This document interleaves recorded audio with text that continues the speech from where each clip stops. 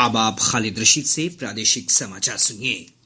पहले मुख्य समाचार। देश भर में 43 स्थानों पर रोजगार मेले के छठे चरण का आयोजन आज। प्रधानमंत्री नरेंद्र मोदी नवनियुक्त 70,000 कर्मियों को वीडियो कॉन्फ्रेंस के जरिए नियुक्ति पत्र सौंपेंगे। केंद्र सरकार ने बिहार सहित कई गैर भाजपा शासित सरकारों पर ओबीसी समुदाय के साथ भेदभाव करने का आरोप लगाया।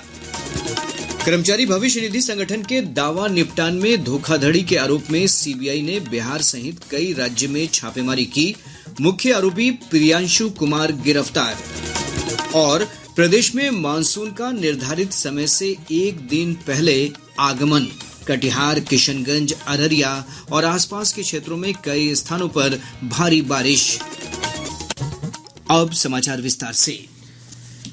वित्त मंत्री निर्मला सीतारमण ने कहा है कि भारत वैश्विक अर्थव्यवस्था का चमकता सितारा है। देश का घरेलू सकल उत्पाद यानी जीडीपी 2014 में 20 खरब डॉलर से बढ़कर 2023 में 30 खरब 75 अरब डॉलर हो गया है। एक ट्वीट में वित्त मंत्री ने कहा कि भारत की अर्थव्यवस्था विश्व में 10वें स्थान से बढ़कर 5वीं सबसे बड़ी अर्थव्यवस्था बन गई है। अंतर्राष्ट्रीय मुद्रा कोष आईएमएफ के अनुमान के अनुसार भारत पिछले साल ब्रिटेन को पीछे छोड़कर विश्व की 5वीं सबसे बड़ी अर्थव्यवस्था बन गया। जीडीपी के मामले में अब भारत से सिर्फ अमेरिका, चीन, जापान और जर्मनी 4 अर्थव्यवस्थाएं ही आगे हैं। सीबीआई ने बिहार सहित अन्य राज्यों में छापेमारी कर कर्मचारी भविष्य निधि संगठन के दावा निपटान में धोखाधड़ी करने के मामले में मुख्य आरोपी प्रियांशु कुमार को गिरफ्तार कर लिया। मुख्य आरोपी को दिल्ली से गिरफ्तार किया गया है। उस पर पहचान चोरी कर ईपीएफओ दावों को धोखाधड़ी से प्राप्त करने का आरोप है। प्राप्त जानकारी के अनुसार प्रियांशु और उसके गिरोह से जुड़े लोगों के पटना, रांची और दिल्ली के 8 ठिकानों पर छापेमारी की गई। इस दौरान बड़ी संख्या में चेकबुक, पासबुक, एटीएम कार्ड समेत कई महत्वपूर्ण दस्तावेज बरामद किए गए। इन दस्तावेजों की जांच की जा रही है। गौरतलब है कि वास्तविक लाभार्थियों के पीएफ खातों से अवैध रूप से राशि निकालने की साजिश से जुड़ी एक प्राथमिकी पिछले वर्ष 8 फरवरी को दर्ज कराई गई थी। इस मामले की जांच के क्रम में धोखाधड़ी का खुलासा हुआ। केंद्र सरकार की ओर से इलेक्ट्रिकल वाहनों को बढ़ावा देने की नीति का सकारात्मक असर देखने को मिल रहा है। 2 पहिया और 3 पहिया वाहनों के बाद बड़ी संख्या में इलेक्ट्रिक बस और 4 पहिया वाहन भी सड़कों पर चलने लगे हैं। बिहार में भी बड़ी संख्या में लोग पेट्रोल से चलने वाले वाहन के स्थान पर इलेक्ट्रिक वाहन का उपयोग कर रहे हैं। वरिष्ठ वैज्ञानिक और बिहार प्रदूषण नियंत्रण बोर्ड के पूर्व अध्यक्ष अशोक कुमार घोष ने आकाशवाणी समाचार को बताया कि बिहार जैसे राज्यों में इसके उपयोग को बढ़ावा देने से वायु प्रदूषण में कमी आएगी और कार्बन उत्सर्जन भी कम होगा। गाड़ियों का संख्या बढ़ते जा रहा है और उसके चलते ट्रैफिक जाम भी बहुत होता है। और जब ट्रैफिक जाम होता है तो लोग वाहन को इंजन बंद नहीं करते हैं, जिससे काफी उत्सर्जन बढ़ जाता है। इसलिए पीवी आएगा तो अच्छा होगा, कार्बन का उत्सर्जन घटेगा और जो हम लोग का एजेंडा है स्टेट गवर्नमेंट का या सेंट्रल गवर्नमेंट का कार्बन न्यूट्रलिटी बाय 2070 उसको अचीव करने में मदद करेगा। श्री घोष ने राज्य सरकार से चार्जिंग स्टेशन की संख्या बढ़ाने की अपील की है।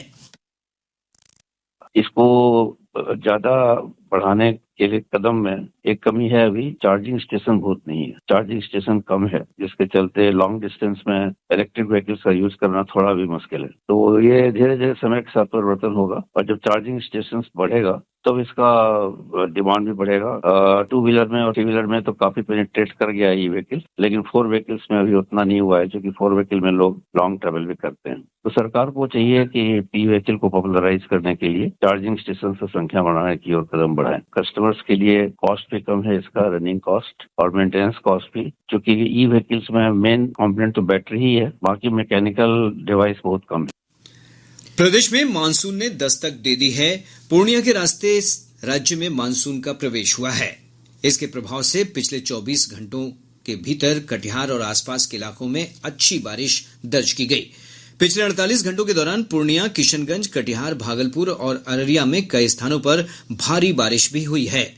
मौसम विज्ञान केंद्र पटना के वैज्ञानिक आशीष कुमार ने बताया कि इस बार मानसून का आगमन अपने सामान्य तिथि से एक दिन पूर्व हुआ है। उन्होंने बताया कि मानसून पर चक्रवाती तूफान विपर्जॉय का असर पड़ा है। इससे पूरे राज्य में इसके सक्रिय होने में कुछ दिनों का समय लग सकता है।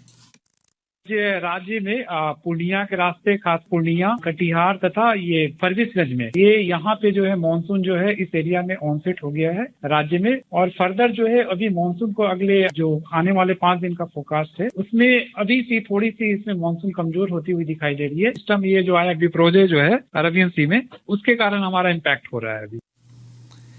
मौसम वैज्ञानिक ने कहा कि इस वर्ष मानसून की बारिश सामान्य रहने की संभावना है। पूर्वानुमान जारी किया गया है मानसून सीजन के लिए। उसमें बिहार राज्य की अगर बात करें तो यहाँ थोड़ा सामान्य दीर्घावधि का जो होता है, जैसे 992.2 mm जो रेनफॉल पूरे मानसून सीजन के दौरान राज्य में दर्ज किया जाते हैं, उसके 96% रहने की संभावना है इस बार। तो अगर 96% की बात करें तो ये आता है कुल मिलाकर 952 mm के करीब। तो राज्य में मानसून सीजन के दौरान 952 mm वर्षा होने की संभावना है, और थोड़ी सी इससे कम भी संभावना हो सकती है कि इससे कम बारिश हो थोड़ा। अगर पूरे बात करें हम, ये सीजन की होगी, अगर हम जून मंथ की बात करें तो जून में जो मानसून सीजन में बारिश होने वाली है वो सामान्य से कम होने वाली बारिश है, जो कि जून में 178 mm जो है सामान्य बारिश है, परंतु इससे कम बारिश होने की इस बार जून में संभावना है, जून मंथ। इधर नेपाल में हुई बारिश को देखते हुए उत्तर बिहार की प्रमुख नदियों के तटबंधों की सुरक्षा बढ़ा दी गई है। केंद्रीय बाढ़ नियंत्रण कक्ष ने मुजफ्फरपुर, गोपालगंज, समस्तीपुर, कटिहार और वीरपुर में पदस्थापित जल संसाधन विभाग की कार्यपालक अभियंताओं के साथ संबंधित जिलों के अधिकारियों को भी अलर्ट कर दिया है। मानसून के पूरे बिहार में सक्रिय नहीं रहने के कारण राज्य में 2 तरह का मौसम देखने को मिल रहा है। सीमांचल के क्षेत्र में भारी बारिश दर्ज की गई तो दक्षिण बिहार के विभिन्न हिस्सों में भीषण गर्मी का प्रकोप है। भोजपुर, गया, नवादा, नालंदा, शेखपुरा और औरंगाबाद में लू जैसे हालात बने हुए हैं। औरंगाबाद तथा भोजपुर में पिछले 24 घंटों के दौरान अधिकतम तापमान 43 डिग्री से अधिक दर्ज किया गया है।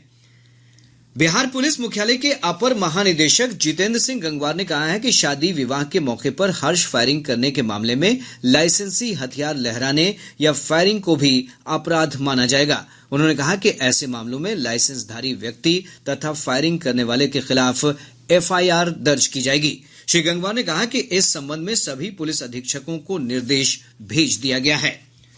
शिक्षक दक्षता परीक्षा का आयोजन 18 जून को पटना में 22 परीक्षा केंद्रों पर किया जाएगा, जिसमें लगभग 8,000 नियोजित शिक्षक शामिल होंगे। केंद्र सरकार ने कोविन पोर्टल से डेटा लीक होने की मीडिया की खबरों का खंडन किया है। स्वास्थ्य मंत्रालय ने कहा है कि ये खबर निराधार और शरारतपूर्ण है। कोविन पोर्टल पूरी तरह सुरक्षित है। प्रधानमंत्री नरेंद्र मोदी रोजगार मेले के तहत आज वीडियो कॉन्फ्रेंसिंग के माध्यम से 70,000 नवनियुक्त कर्मचारियों को नियुक्ति पत्र वितरित करेंगे। यह रोजगार मेले का 6ठा चरण है। प्रधानमंत्री इस अवसर पर कर्मचारियों को संबोधित भी करेंगे। ये रोजगार मेले देश भर में 43 जगहों पर आयोजित किए जा रहे हैं। केंद्र सरकार के विभिन्न विभागों के साथ साथ राज्य और केंद्र शासित प्रदेशों में भी बड़े पैमाने पर नियुक्तियां की गई हैं। ये रोजगार मेले देश में रोजगार सृजन की प्रधानमंत्री की सर्वोच्च प्राथमिकता के प्रति प्रतिबद्धता को पूरा करने की दिशा में एक कदम है। ऐसी संभावना है कि रोजगार मेले आगे और अधिक रोजगार सृजन के लिए उत्प्रेरक का काम करेंगे और युवाओं को उनके सशक्तिकरण तथा देश के विकास के लिए सार्थक अवसर प्रदान करेंगे। नवनियुक्त कर्मचारियों को आईजीओटी कर्मयोगी पोर्टल पर कर्मयोगी प्रारंभ ऑनलाइन मॉडल के माध्यम से खुद को प्रशिक्षित करने का अवसर भी मिल रहा है। इधर हमारे संवाददाता ने बताया है कि पटना के ऊर्जा स्टेडियम में आयोजित रोजगार मेले में केंद्रीय मंत्री गिरिराज सिंह नवनियुक्त कर्मियों को नियुक्ति पत्र सौंपेंगे। प्रधानमंत्री नरेंद्र मोदी ने कहा है कि विश्व में समान रूप से डेटा उपलब्धता के लिए प्रौद्योगिकी को सर्वसुलभ बनाना महत्वपूर्ण है। उन्होंने कहा कि डिजिटलीकरण से भारत में महत्वपूर्ण बदलाव आया है। प्रधानमंत्री वीडियो संदेश के माध्यम से वाराणसी में G20 देशों के विकास मंत्रियों की बैठक को संबोधित कर रहे थे। श्री मोदी ने कहा कि विश्वसनीय डेटा सार्थक नीति निर्माण, कुशल संसाधन आवंटन और प्रभावी जन सेवा आपूर्ति के लिए महत्वपूर्ण हैं।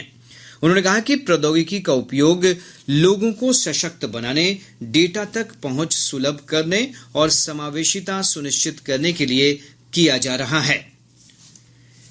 केंद्र सरकार ने बिहार सरकार सहित कई गैर भाजपा शासित राज्य सरकारों पर पिछड़े वर्गों को संवैधानिक रूप से मिले लाभ से वंचित करने और उनके साथ धर्म के आधार पर भेदभाव करने का आरोप लगाया है।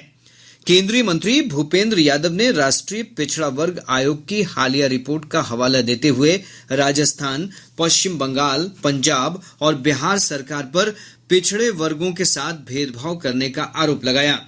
उन्होंने कहा कि केंद्र की भाजपा सरकार ने राष्ट्रीय पिछड़ा वर्ग आयोग को संवैधानिक दर्जा दिया और सामाजिक न्याय की दिशा में कई कदम उठाए। श्री यादव ने आरोप लगाया कि कांग्रेस ओबीसी को आरक्षण देने का विरोध करती रही है। उन्होंने कहा कि कांग्रेस के साथ जदयू, आम आदमी पार्टी और तृणमूल कांग्रेस भी ओबीसी वर्ग के हितों की अनदेखी कर रही है। उन्होंने कहा कि जहां भी कांग्रेस और अन्य पार्टियां सत्ता में हैं, ओबीसी के साथ भेदभाव किया जा रहा है। राष्ट्रीय पिछड़ा वर्ग आयोग की रिपोर्ट का हवाला देते हुए केंद्रीय मंत्री ने कहा कि बिहार में नन क्रीमी लेयर जाति प्रमाण पत्र बनाते समय कृषि और वेतन से आय को शामिल किया जा रहा है, जो नियमों के खिलाफ है। अब पटना से प्रकाशित प्रमुख समाचार पत्रों की सुर्खियां। आज के सभी समाचार पत्रों ने अलग अलग खबरों को सुर्खी बनाया है। हिंदुस्तान ने विज्ञान और प्रौद्योगिकी विभाग के नाम बदलने की घोषणा से जुड़ी खबर को सुर्खी बनाते हुए शीर्षक लगाया है, शिक्षण संस्थानों में बनेंगे शिक्षक कर्मियों के आवास। दैनिक जागरण ने पटना रांची के बीच चलने वाली वंदे भारत ट्रेन के ट्रायल रन को प्रमुखता से प्रकाशित करते हुए लिखा है, ट्रायल के दिन ही आधा घंटा पहले पहुंची वंदे भारत। दैनिक भास्कर ने शिक्षा, आमदनी और उम्र के संबंध पर हुए शोध को सुर्खी बनाते हुए आज का शीर्षक लगाया है, जहां आय और शिक्षा अधिक वहां वृद्ध भी अधिक, यानी अच्छी शिक्षा आय से आप लंबा जी सकते हैं।